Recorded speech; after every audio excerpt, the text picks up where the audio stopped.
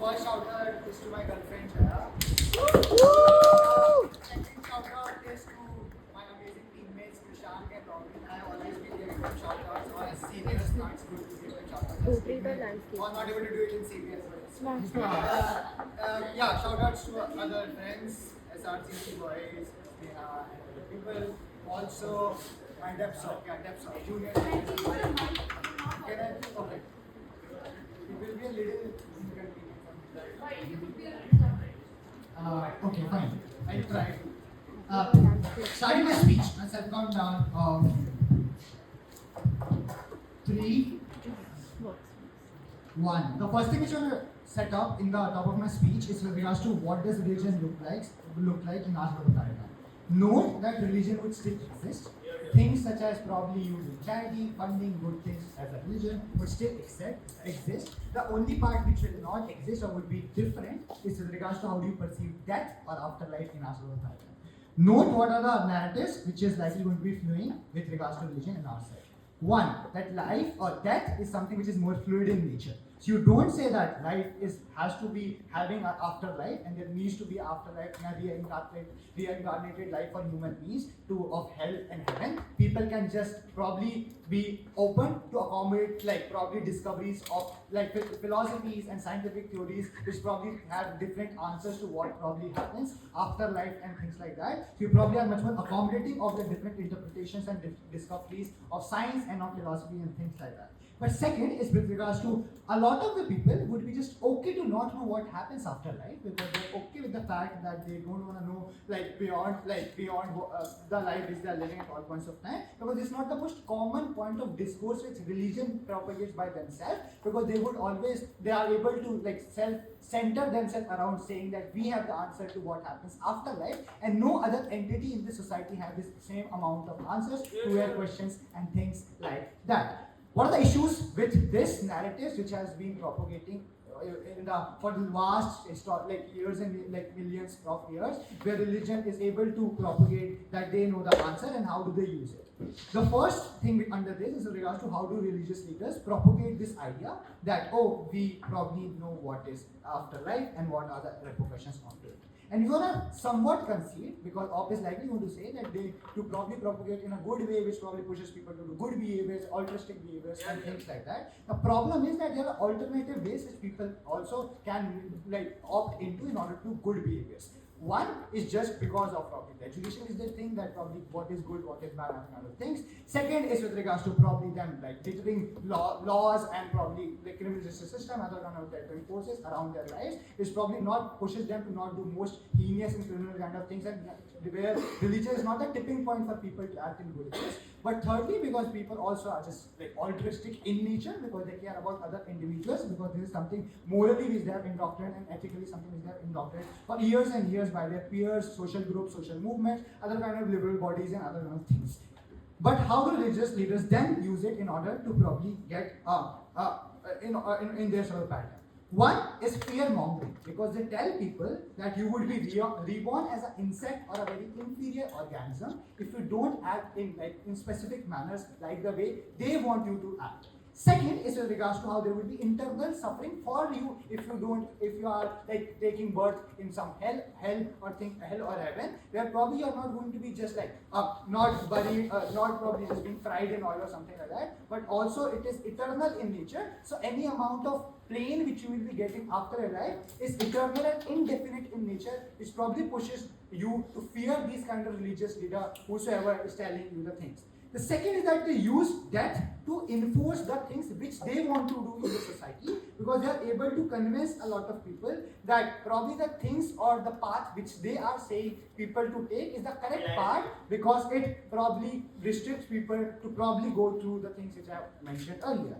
And this is the thing which is I want to make, right? So these people don't have incentive to do a lot of funding, altruistic things, or other things in the society, but have only one incentive: to create self-preservation or to probably be much more powerful for themselves and be much more bigger of a cult of personality, which gives them immense amount of power, money, narrative creation power, and other kind of things.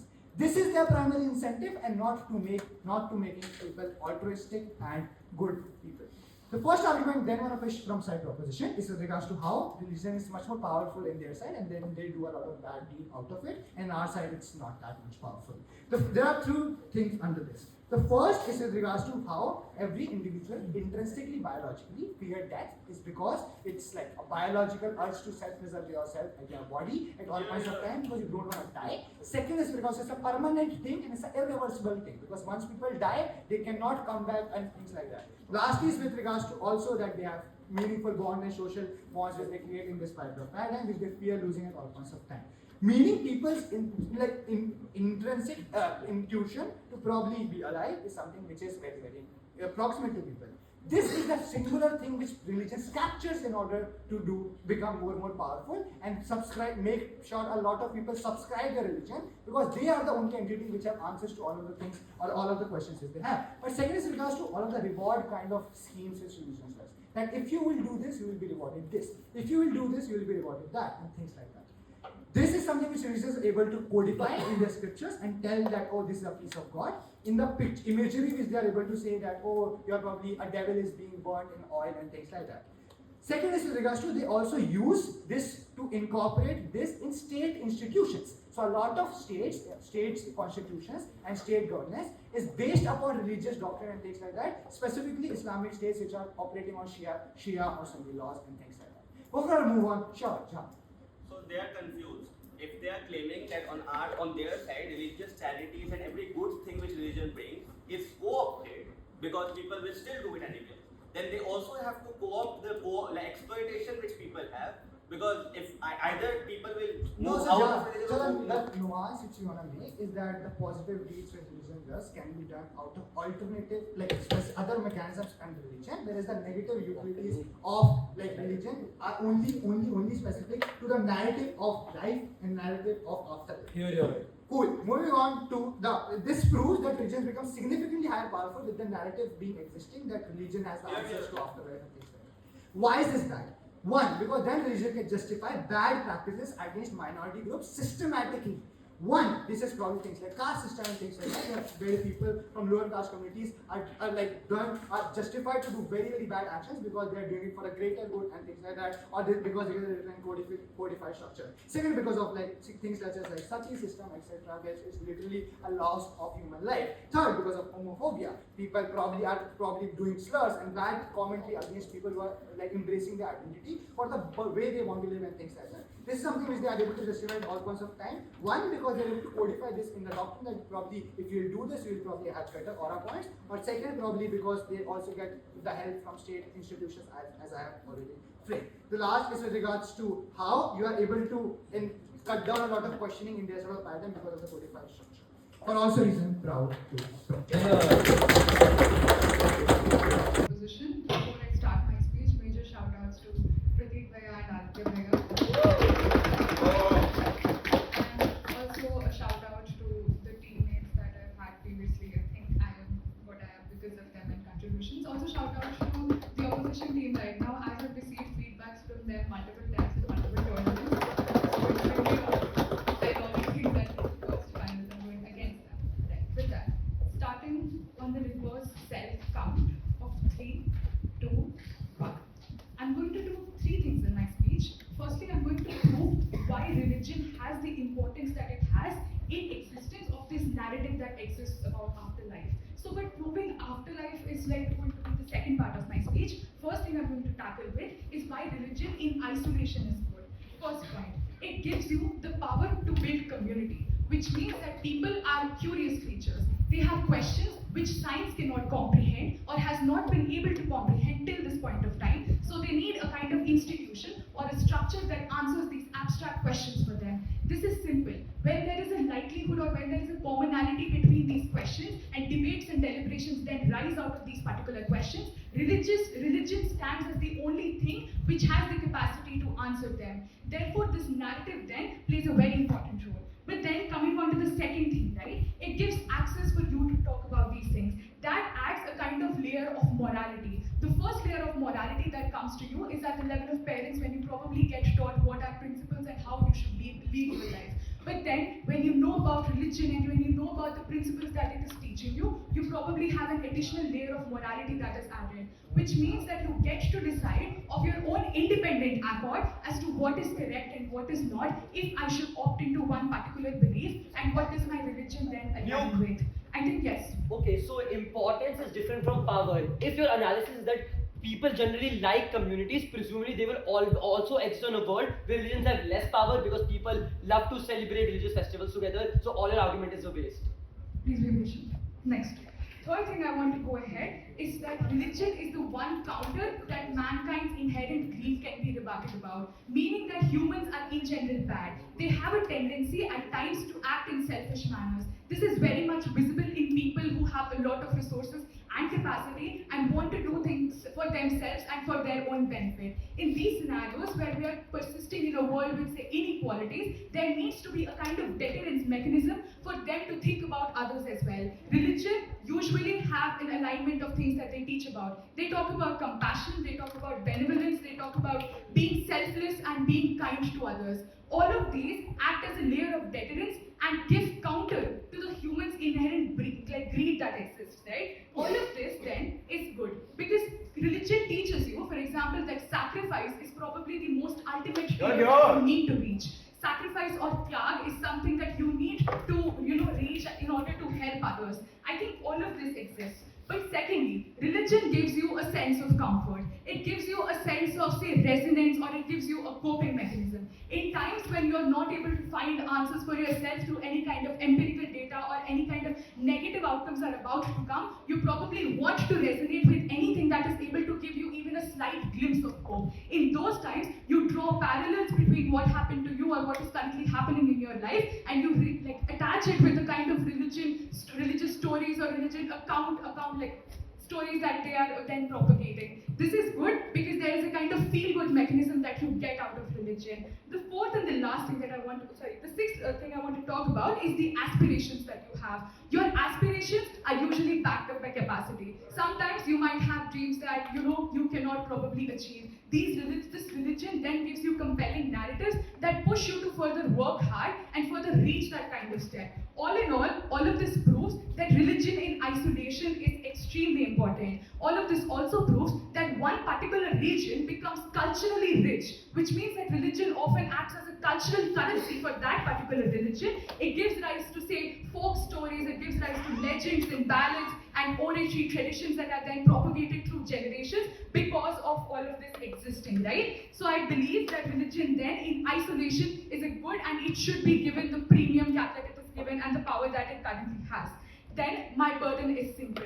I am here to prove that once you negate the existence of these afterlife narratives that are currently there, religion loses importance. It becomes easier for people to kind of go and walk away from this religion, and that is bad. One simple thing I want to talk about. There is a need for religion to build upon narratives that touch abstract matters. For example, one thing that all of us are aware that religion posits is that of, say, karmic balance. It tells me that whatever I talk about in my current life, whatever deeds I do, are determining my current reward or current punishment that I get. So I'm incentivized to act in the good. But probably the observations that I'm having as of now in real world might not align with what religion is positing. Which means that poor people might see Ambani and they might get jealous that this guy does not have any kind of karmic backlash on him. So whatever religion is talking about is absolutely shit, right? We do not want this opt-out to happen. We do not want to have religion lose its importance because of the aforesaid reasons.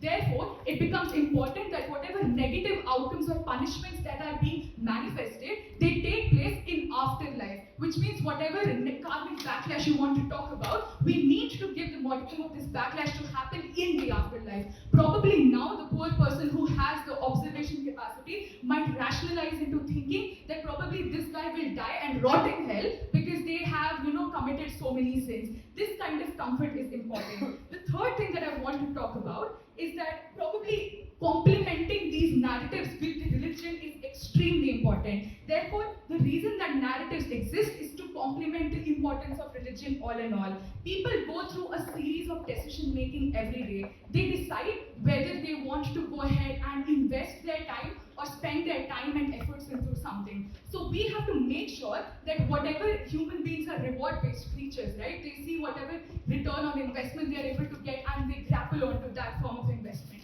So we have to make sure that whatever time they spend on their religion is something that can get them manifestations which are positive in nature or which are positive prospects. So for me, I would probably, enjoy the idea of partying with celestial beings in the future or when I'm dead, and that is why I'm incentivized to act in good faith towards all people, even in situations when I have this kind of malicious intent of not acting good. This deterrence operates on an individual mechanism, on a personal level, and therefore it keeps a kind of checks and balances that is there. I think then all of these things where you need to have religion and these complementary narratives in place, there is like an incumbent need for this to happen. Okay, so what I want to talk about next is that this is a THP motion. So T equals to 0, right? All of these harms that I've currently all of these benefits that I've currently pushed forward will take place when all of the actions that are committed by these individuals reap utilitarian benefits in the future. So when we go ahead and associate a positive or a pejorative tag with something, we probably want to incentivize good deeds that is better for everyone and for the betterment of the society. Further will be better on by Yellow and thank you. Shout out to Robin Vishesh. Thank you so much for this game. Thank you for asking this game. Shout out to Rishabh because Vishesh forgot and is asking me to shout out Rishabh. So shout out to Rishabh. Also shout out to Vipsoci for hosting and the funny thing is, and if there are any MSIT people in the room, yes, they know this, that maybe just a month and a half ago or 2 months ago, I was at another knockout finals in another moot court hall, and I just think that's incredibly fun. Cool. Starting speech. Did you win it? Did you win it? Yes. Starting. I'm losing to my head. Huh? I'm listening. Starting speech. In 3, 2, 1. Elo says religions are good for 4 reasons. Number 1, they give you the urge to create a community. But what the actual implicit claim is, religions capitalize on your innate urge to create this community. We think on our side, you probably still end up creating communities. But those communities are way fluid. But those communities are way more open to questioning. But those communities are less intrinsically tied with the religion that is they are coming from. So even if the communities on our side give you less existential solace, we think they improve your lives on an everyday level anyway, so we don't think religions are able to help you to that extent. Second thing they claim is that they give society a moral code. We think that moral code is really bad, and that's what we've been trying to explain to you. That the basis of the moral code that the religions have been able to set up is the idea that people are fundamentally somehow responsible for stuff that has happened in these quote-unquote previous lives. And now that these people need to do stuff to compensate for these previous lives in and of itself. This brings me to my extension and the only real thing that I will be talking about in this entire round. I think religions justify your current poor life conditions and your current poor life problems as a consequence of something that never happened. And this is principally and pragmatically. So my thesis here is really simple. I think what religion is able to do is it is able to force people to take actions that go against their own interests, which is principally So the illustration for this is the caste system, right? In the sense that you're able to tell people, you're able to tell Shudras that look, you need to go and do this, do that, spend all your money and not marry for XYZ years, etc., just so that you can compensate for stuff that you never actually did. Why is this principally bad is the first thing that I will explain to you. I have 2 reasons. The first reason is that for all we know, this life is really all we have. You come from nothingness, which is neutral utility in debate terms. You come to this life and you go into nothingness, which is also neutral utility. So the only time period or the only real dimension where you have to be able to create any kind of utility is this interim period, is this life that you are given. But what religion tells you to do, which Elo concedes, Tyag, sacrifice, give this up, you will get something better later on. This is inherently problematic and directly a concession from opposition. We think that you only choose to you can only tangibly gain utility within this period, and religion going ahead and snatching this away from you is morally abhorrent. But secondly, and this is the second reason why this is principally fuck off, we think that the basis of this is something that is completely fabricated and in the hands of religions and these religious leaders themselves. So individual godmen go ahead and give random individual advice to these people that, oh, you should do this. Someone in MP is saying do this, someone in UP says to do that. This amount of immense power that these religious godmen are able to wield, because, as Anu says, religions are really, really important to everyone's lives. Because these godmen are able to wield such insane amounts of influence, they're able to get people to fulfill their interests under the idea that they're actually doing something for their own future selves. Once again, principally abhorrent. Why is this pragmatically bad? Because I know DU likes pragmatics. What will Op say? And I think they're already kind of saying this. They're saying that rich people do charity because rich people fear hell, or rich people fear like karmic retribution and bad consequences. So religion forces rich people to do charity for poor people. Therefore, religion good, and therefore religion tied to afterlife good. Maybe this is even true. I don't think this is untrue. We know that religion gets Ambani to give some money away to building like a golden throne in Sairam temple or Siddhivinayak temple, etc., etc. That doesn't really help anyone. But we think that the harms that religion causes directly outweighs this kind of benefit, which they've not proved. What are these harms? Harm number one, and this is my most important. I think the people with the least capacity, the people with the least amount of money, the people who are the most vulnerable, these are the people who are forced to take the maximum corrective action. Why is this true?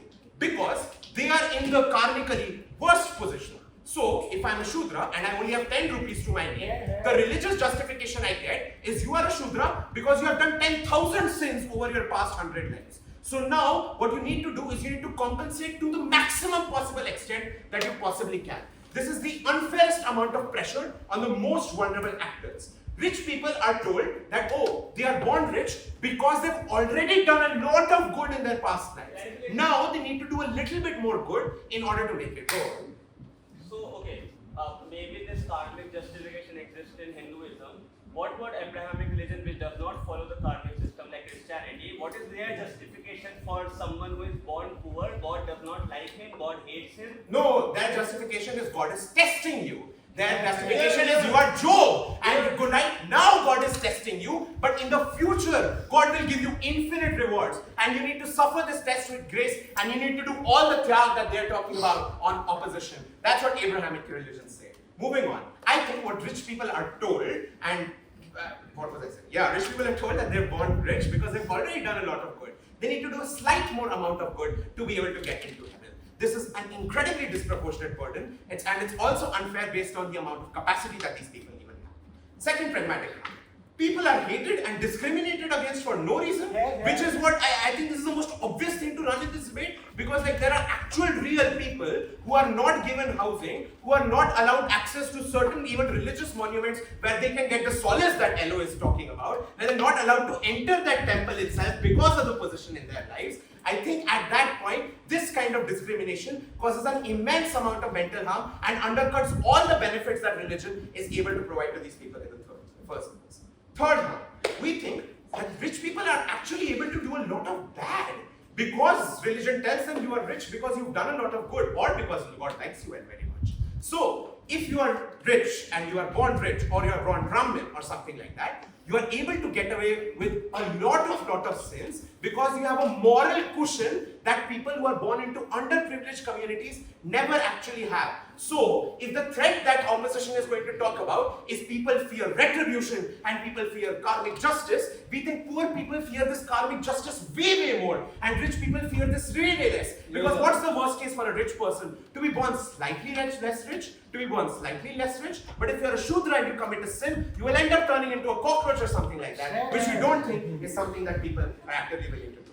Fourth harm, We think social justice movements, because of how important religion is in people's lives and because of how it gets codified, as Vishesh talks about, and influences state structures, these social justice movements were cut off at the grassroots level, which is why we were not able to have social justice movements until the 17th century, until the 18th century. On our side of the paradigm, people are just way more selfish. And you know what? We are okay with that selfishness. Because when you are selfish, you question the world that you live in, you question the structures you live in, you try to change those structures. Shout out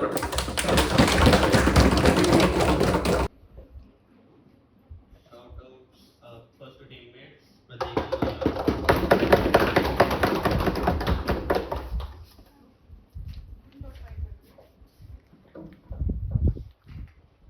it's three, like for those who don't know, it's 3 generations of SRCC versus 3 generations of BTS.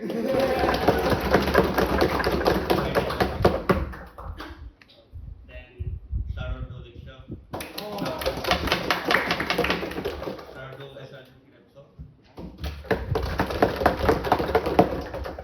And opposition. All of them are great.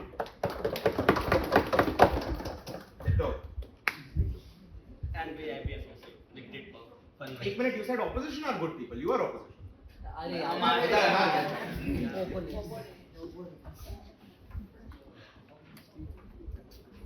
Starting in 3, 2, 1. If judges wanted to watch a debate on religion is good or bad, they would have set the motion regarding that. That this house prefers a world without religion. The motion is specific for a reason. This motion is only about religion, talking about afterlife. It does not talk about anything else. Which means when they talk about harms of religious exploitation, when they talk about Shudras, when they talk about caste system, when they talk about people being violated and people being exploited, it is extremely unclear since their last 2 speeches on what the comparative is, what are the teachings which religion tells people on their side of the house, and why are these teachings not similarly vulnerable to the same exploitation which they push on us. I will explain to you why they are. You know what happens when religion tells you that we don't want to talk about death or afterlife, but we still have extremely hard and rigid opinions on how you live your life right now. Because even if we don't know what happens after life, there are checks and mechanisms, there are punishments, there are rewards which you will get in this particular life. This is the karmic justice which religious and which they talk about. This is the thing which Jesus talked about when he tried to test Job. He does not care about giving rewards to Job in afterlife. He wants to make Job the leader of the world, the king of the world in his current life. Which means even they have benefits, narratives to control people's actions. So it is extremely unclear on why religion is not similarly exploitative on their side of the house. But secondly, and this is where I go on flash, I really don't think that religion is that bad. I think people are bad. I think people is what fundamentally transformed religion into a bad thing. I don't think caste system was discriminatory. I think the way it was practiced by people, the way it did not allow people to go ahead and switch from one caste to another caste is what was discriminatory. I don't think that any religion wrote it in the scripture to kill other people. All the religions professed love. All the religions professed sacrifice. All the religions professed unity. It is humans who manufacture, who transform religion into a tool of exploitation. And if that is true, then there is no guarantee on their side of the house on why humans will still not be greedy, humans will still not be selfish, humans will still not symmetrically go ahead and take away resources from poor people. And this is confession by Krishaang. Krishaang, so this is a good thing about Krishaang, that's why he wins CDs. He says that, so when he tries to go ahead and say his arguments, he becomes extremely passionate. But when he has to concede something, his voice suddenly becomes extremely low. So what are the concessions? 2 concessions he makes. The first concession which he makes is humans actually get more selfish on their side of the house. But he does not impact it. I will impact it because these are our impacts. When humans become more selfish, when rich people become more selfish, and when even if poor people are more selfish, so what their claim is, when poor people are more selfish, they will question you more. Who the fuck answers to their questions? I mean, you go ahead and protest more, you will die more. What is the solvency of poor people questioning more on their side of the house? Them caring more about themselves does not matter. What matters is whether rich people care more about them or not. And that cannot come from a selfish society. That has to come from a selfless society, which can only happen when people care about something which is more than their current life. About something which is more than the 80 years for which they are living in this world. Care about something which is beyond all of us, which is the afterlife. So first two speeches, no comparative. I don't think whip is like too early. I mean, just me But let's talk about the second thing here. So on their side of the house, till now I have proven by people, by their own concession, are more selfish, which means every harm of inequality in other social structures, capitalism, so like capitalism, feminism, all of the other kind of social movements become even more repressed on their side of the house, because there is no religious justification for us to support these social movements, because we don't care, because we are selfish and it is okay to be selfish, because there is nothing which religion tells me to stop being selfish. So that's the first claim which we make. People just become more exploitative on their side. It flips their entire claim. They don't have a case at this point. Now I will give you an independent pathway to victory. Even if exploitation is symmetric or happens more on our side, probably, we are okay with it. Why? Because of independent reason on why religion gives benefits or value to the people on our side of the house, which Anuhya Kuchibhotla. Their claim is, but so importance is different than power. So even religion is important. If people want to celebrate Diwali and form communities, they can do that on both sides. No, they won't. Why? Because if you are a poor person and you have 100 rupees, what will you spend money on? A diya or a roti? On their side, you will spend it on roti. On our side, you are okay living hungry for one more night because that diya is more important for you. And we think it is okay because that diya gives you much more hope, much more benefit of being part of something which is much more larger than you, and much more ability to go ahead and feel happy than that one rupee could give you. We think that people only spend their time, money and effort on religion when religion has power over them. If religion loses power over them, they get scattered. They don't think it is valuable. They don't think it is important. People protest more, they die more. Not true. There are way more many poor people than rich people.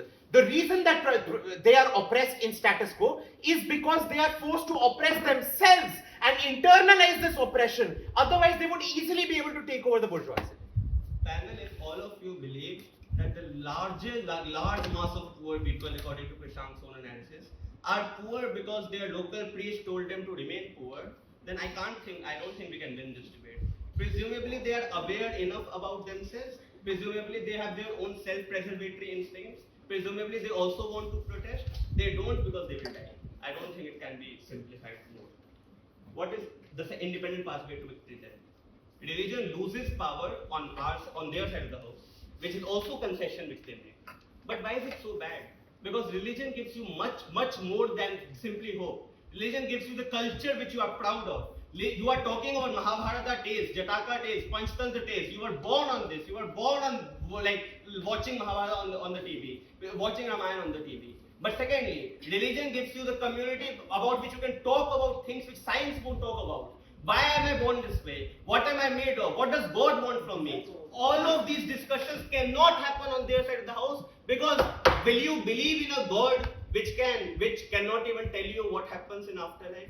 Will you believe in a God who is like half-baked, who cannot tell you what happens after death? Will you believe in a God who does not have answers himself? No, you don't, which means you lose God on their side of the house. We want people to have access to God. We want people to believe in a God. Let them believe. Really nice. Also, if you think we are willing, then we are government. Okay? Check the ballots twice. Don't you get it? Yeah. The next shout out to Lavanya, obviously. And also to Bill Zepstock. I think they're amazing. I think I've faced them a couple of times. But I didn't know this also.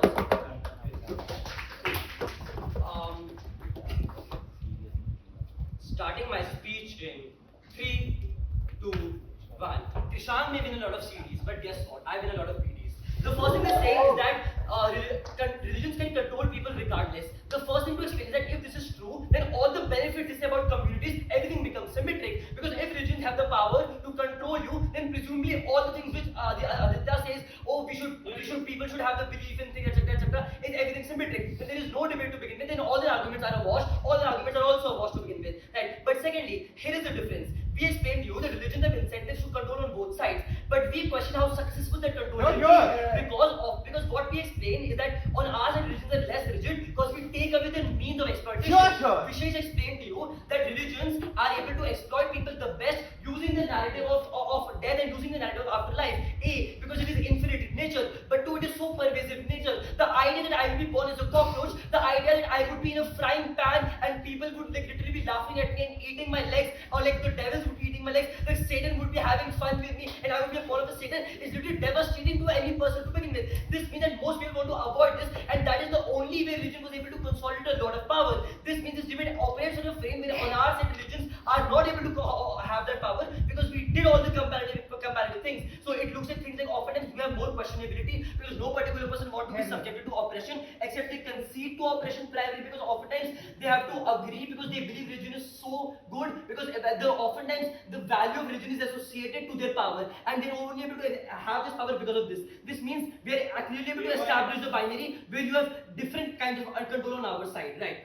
Okay, so let's talk about the good stuff, right? So all the good stuff about communities, all of that. If it is true that it gives you a lot of meaning, if it gives you hope, then presumably people have incentive to opt into on both sides. My peer to first speaker is damaging because I asked that basically there's a different thing called as power and importance. If these things are actually quite important to you, then why wouldn't you actually want to celebrate Diwali? Why would you want to do a lot of things to begin with, right? Okay, so their biggest push is on donation and moral good behavior. Here are 4 responsibilities to take this claim down. A, religions try to invoke empathy onto other people by showing them the miseries of other people that go through. This is persuasive because often we recognize a privilege only when we get see visceral conditions, right? The implication of this is that a lot of the good behavior can actually be symmetric and can actually be copied by our side to a vast degree. But secondly, the burden of donations is also placed onto poor people on their side, explicitly or implicitly, because they are told if you don't contribute, you will go to hell or you will not get a good human life. If you want to be a rich person in the next life, then you have to donate. The implication of this is that if you get something else is taken away, so an increased benefit on op intersects with an increased harm on opposition. The third response is that it is also unclear by donating. Okay, new.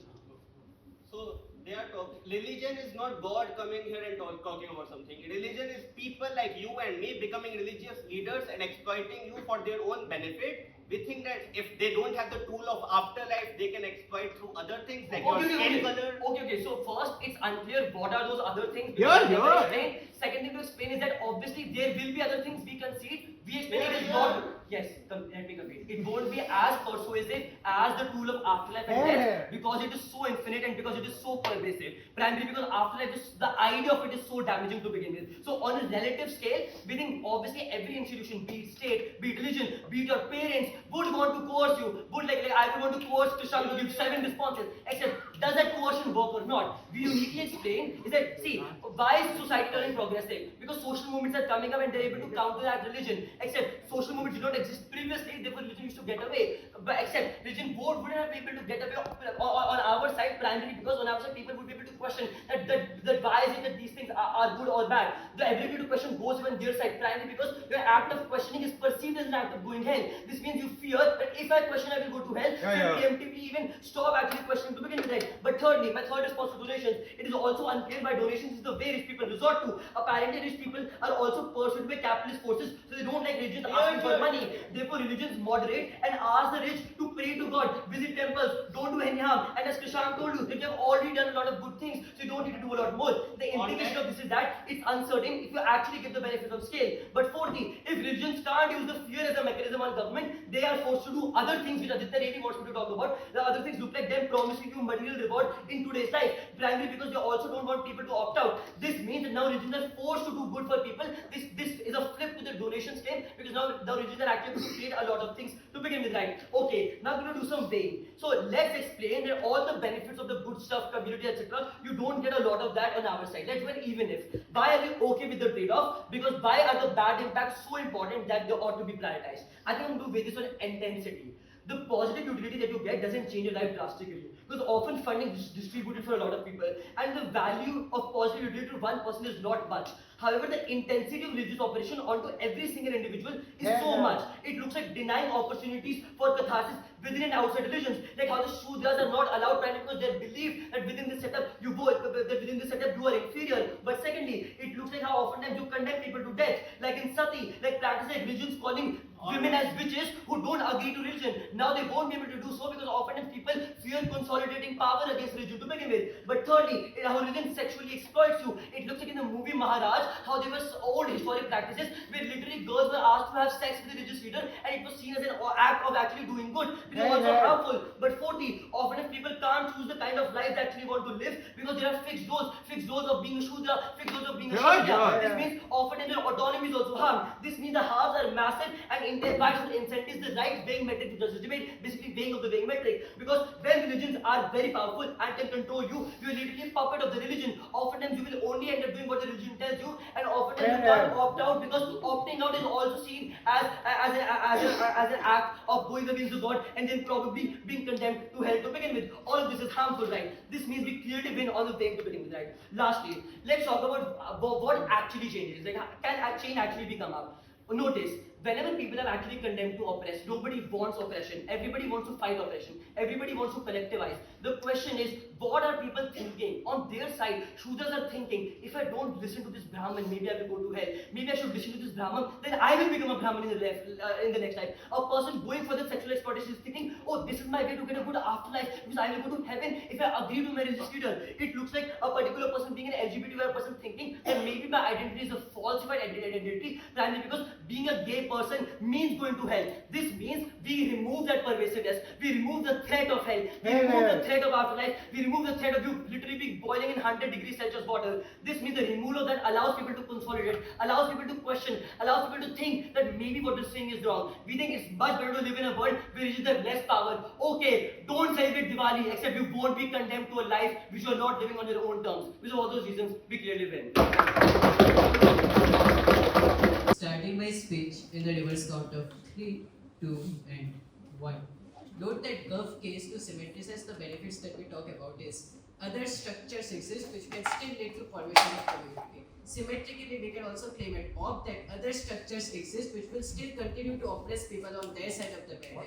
These structures look like race, this structure looks like literacy rate or the place where you were born at, means that rich people want to stay rich and they can only continue to stay rich when they're exploiting the poor people because rich people have the businesses and they want to sell their products to the poor people, to the consumers at the very first place. So if rich people does not have good incentive for poor people and rich people are the one who have hegemonized power and are at the top of the society, they're going to find other ways of oppressing people because go back to their framing. Their framing is that it's the people who are corrupt and not the religion itself. So corrupt people will find other ways. They don't answer this question at the very first place.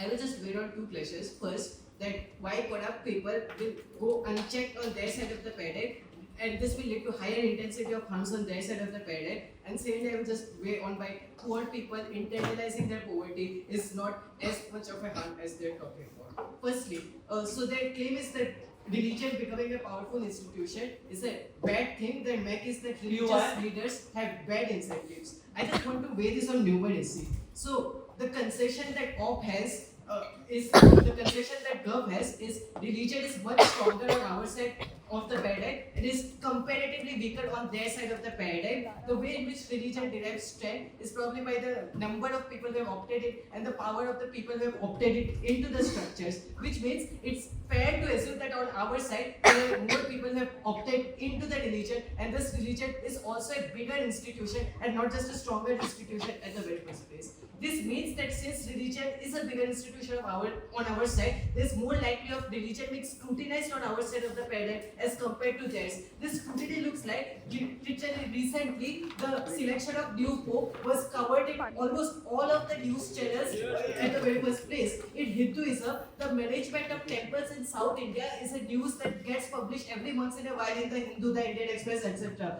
Maths are simple, that there is competition, there is other institutions which exist, this other institution look like state, there is literally codified laws as to how state will interact with religion, the state have incentives to keep religion in check. What's the comparative on their side of the paradigm? And this is a THP, a world motion, and means that from T equal to 0, on their side religion has less prominence at the very first place. Means all of the things that gets codified on our side as to how religion gets scrutinized by the state doesn't happen on their side of the paradigm. So the religious leaders they talk about, then this corrupt religious leaders, probably Asaram Bapu, etc., goes unchecked on their side of the paradigm. There is less scrutiny on those people, which is why I think simply on whether religion becoming a powerful institution is a good thing or bad thing, we are able to win this clash in the very first place. Sure. So the bad actors like this Asaram Babu are coerce you by using the argument of afterlife. On our side, the nuance is the argument is not very persuasive. All institutions want to coerce you. The question is that coercion, like, does it succeed or not? That is the metric. So the thing is, they concede that there is less people opting into religion on their side, means there is less scrutiny. So how they try to weigh this is that probably there is going to be less coercion. But the thing is on the intensity of coercion. Since there is no scrutiny, means that on our side, even though people get justice after some period of time, on their side people are likely to get this justice in a much more delayed way of time. Means that the people who opt into Asaram Bapu, on their side of the paradigm, are likely to get stuck in that Asaram Bapu's vicious cycle for a much longer period, and thus since these are vulnerable people who opt in on both sides of the paradigm, probably the quantity is more on our side, but the harm is less on our side. On their side, the quantity is less, but the harm on these people is more. So I think the most vulnerable people on their side also gets much more hurt at the very first place, which is why we are able to flip this clash that bad people controlling religion because these people just go unchecked. Or the second clash, and this is where they push a harm on our side, and this is their only pathway to victory. That poor people will internalize or rationalize their poverty. I have multiple mitigation to this. First, that poor people are not necessarily uneducated in every place of the world. It may be true in India, but in other places they have at least some amount of education. Means that they have some amount of rationality to be very fair and liberal, to be very fair or just charitable in this debate. But secondly, there is going to be at least some good religious leaders existing on both sides of the paradigm. So when there is some rational poor people and when there is some good religious leader, I think this inherently mitigates their claim that poor people are going to internalize. But I have already proven to you that my call out is more likely on our side of the paradigm compared to theirs. What's the first, after I have mitigated their claim, the first harm that they draw from their claim is that people from lower caste will have higher burden to do good. I think the nuance here is simple. The claim that they draw here is from textual interpretation, but the case that they read in their first two speeches is that the interpretation given by the priest is more dominant than the textual interpretation at the very first place. Means that priest wants more and more people to opt into their religion, and the priest wants more and more people to follow him and to come to him every day. So Asaram Babu wants to exploit these poor people, so he'll probably say that God will give you a second chance, and this is going to be more likely on our side because it's the priests who are controlling the dominant narrative at the very first place. Which means they have high incentive to go ahead and moderate their acts and just say that it's fine, if you are poor, you have a second chance, God will give you a second chance. I think the way here is simple. It's simply on capacity. So their harm is that poor people cannot donate because they don't have money, but religion asks money out of poor people. We mitigate it in multiple layers. So now poor people probably feel bad about themselves for a couple of days, but then these religious leaders, or probably if not Hinduism, then Christian leaders form missionaries and then go ahead and say that coming to our religion, we will give you much more solace and we will give you a second chance that the other religion is not giving to you. Which means that on our side there is much higher mitigation compared to the mitigation that they offer to the idea of charity, which is negligible. Which means two things. First, that poor people can be coerced by a lot of other things, but rich people can only be coerced by the ideas of afterlife, etc. Because real structures cannot coerce rich people. Only abstract structures can coerce rich people. Means that charity is an absolute good on our side, which remains standing after all three speeches from both the benches at the very first place. Means that rich people now know that God is is saying that, and thus rich people now feel that they have higher burden to donate, because if they have higher burden and then they don't donate it, or to fulfill the limited amount of karmic balance that they need to achieve, the rich people will think that it's probably going to negatively affect on that, whereas poor people can simply opt out of the structure even if none of the mitigation works. For all those reasons, higher charity thus benefits to poor people.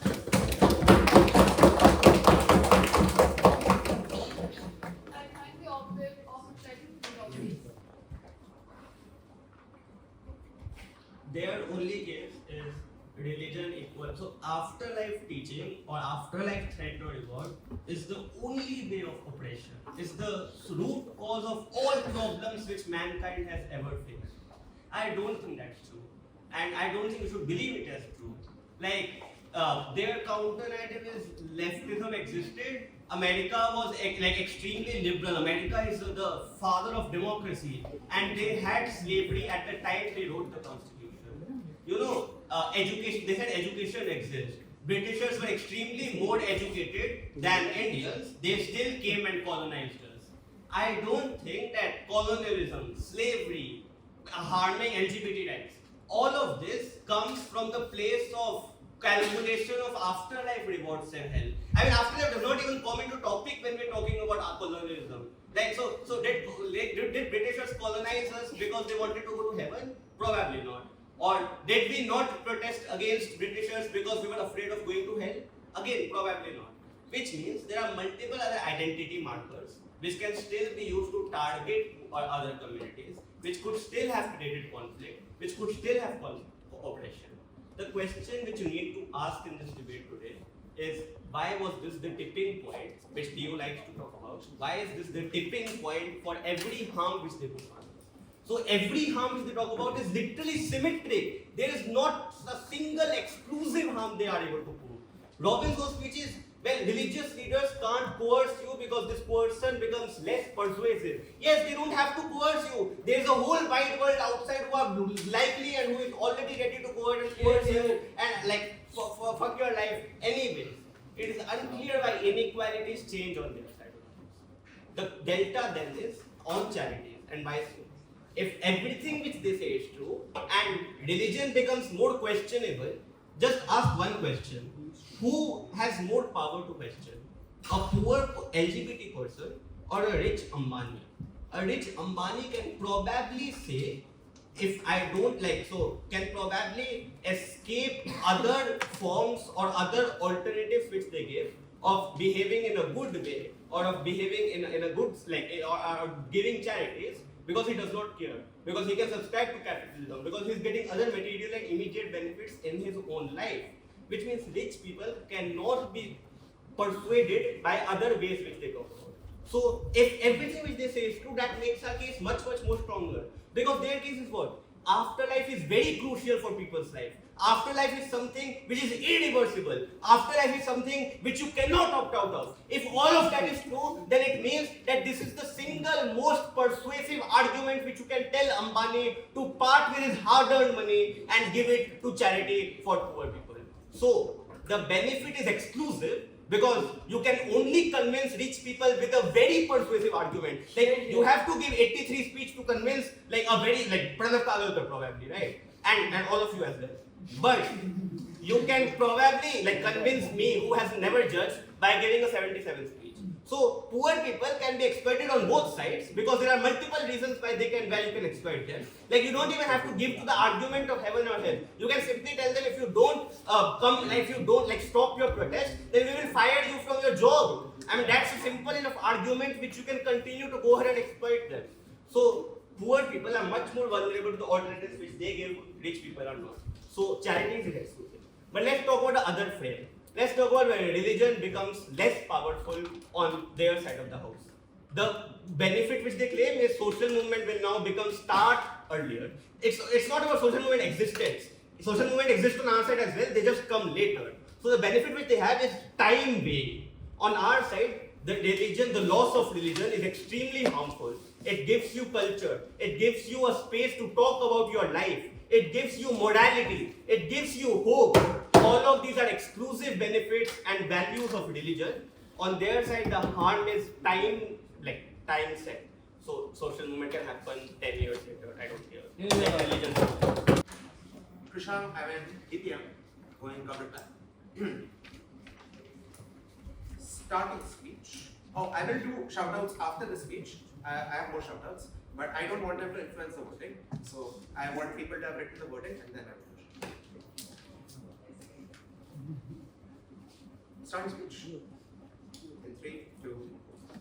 The reason that religions are able to exploit people more on science opposition is two. Number one, they have infinite leverage over these people. The pain of fucking up is infinite. The benefit of towing the line and doing what people tell you is also infinite. You have infinite Jannah, you have infinite hooray or whatever that religion promises that you will do. But secondly, you convince people themselves of trans life responsibility. You convince the Vaishyas themselves that if they don't pay allegiance to the Brahmins and if they spend their money uplifting their families or making sure their children are well educated, etc., that's going to be bad for them and they will be downgraded to Shudras in the next. Jha says, oh, but religions will want to exploit you anyway, so they will find other ways to exploit you. Sure, everyone wants to exploit everyone. The best way to exploit someone is to convince them that they are responsible for their own exploitation. And what we explain is that the only and biggest way that religion has empirically done this is through the mechanism of trans-life morality, is through the mechanism of holding over an infinite reward and infinite hurt over the heads of people as leverage. This is not symmetric. Okay, moving on. I think there are 2 claims and 2 claims only that side opposition runs in this round. Despite the 20 things they say, oh, culture and heritage. No. Culture you will find, they only say you can find cultural skin color culture and blah blah blah. So all that doesn't matter. You can have literacy rate culture apparently. They have 2 real claims. One is on charity. One is on charity. They say that you have more charity on their side and less on their side. One, I don't know why charity is so useful. They're not able to prove the trickle down of charity from these rich people to religious organizations to poor people. Very basic burden, unfortunately missed. Even if charity is higher on their side, I don't know why it's fucking useful.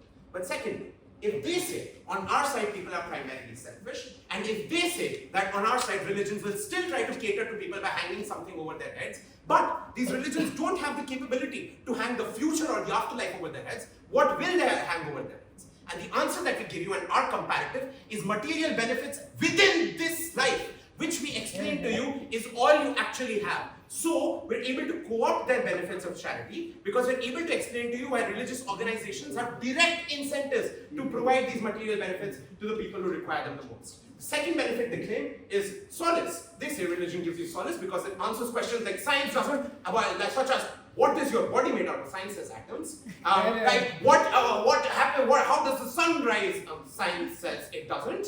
And we go around it actually. I think there's lots of questions that science and philosophy and human creativity will still find ways to answer, irrespective of attaching a magic man in the sky or our personal individual fates and our personal individual moralities to these things. However, also, I don't think dogs are running around all day thinking about what's happening in the afterlife. I think they're perfectly happy anyway. I don't know why we're going to be so much less happy on our side of the paradigm. Why do we win? And we win for 2 very simple reasons. One, our principle stands unrebutted. Unfucking rebutted. It stands as stated in deputy and therefore should be standing still in your sleeves. But secondly, most of our harms are also just mitigated barely or conceded. The first thing that we're directly able to prove to you is that religious leaders are significantly stronger on their side, which ties into our principle because we prove how these religions have infinitely higher power to exploit. All they say is they will find other ways. What are these other ways? Maybe you should have told us in your speeches. But secondly, and this is our answer to the question they keep asking us, what is your comparative? What is your comparative? What is your comparative? Our comparative is, on our side, religious leaders have no justification to directly hurt you. And this is the main reason we win this round. Nobody in our world has an actual justification that you, as an average reasonable voter, would buy to come and slap you in the face and tell you that it was for your own benefit. For that reason and that reason only, we win this round. Right?